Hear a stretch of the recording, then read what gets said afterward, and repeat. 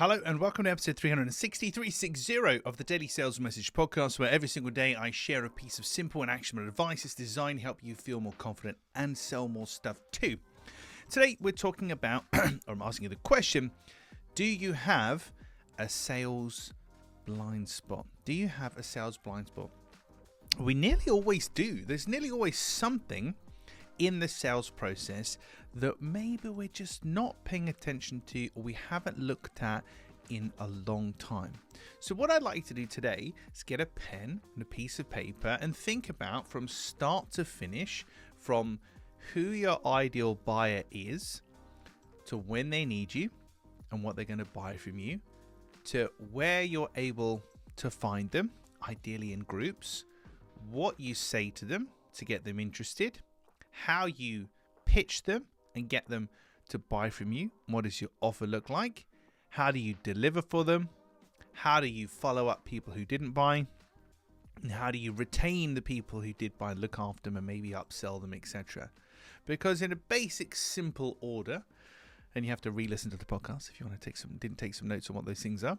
In a basic, simple order, those are the kind of main things you need to have a handle on in sales and selling.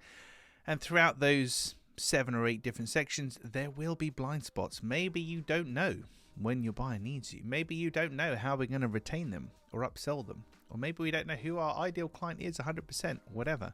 There's no shame in that. There's no judgment.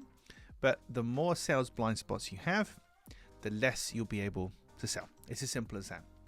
And any sales blind spots you have are also going to dent your confidence, because if you don't know something, if something is unknown to you or it's in mystery, it's in the way, it's going to affect your confidence. It's going to make life a lot harder. So today I want you to think about, what are your sales blind spots? Go through the process, your sales process from start to finish, who your buyer is and where you find them and what they're buying and how we look after them, etc., etc. Find the questions you can't answer and answer them, because there's huge power in that. And it seems like a really mundane, boring task to do, but there's huge power in that, and it sets a great foundation for you for the future. Right, that's it for this episode of the podcast. Tomorrow in 3, 6, 1, we're going to be talking about, have you got a hat rack? Do you have a hat rack?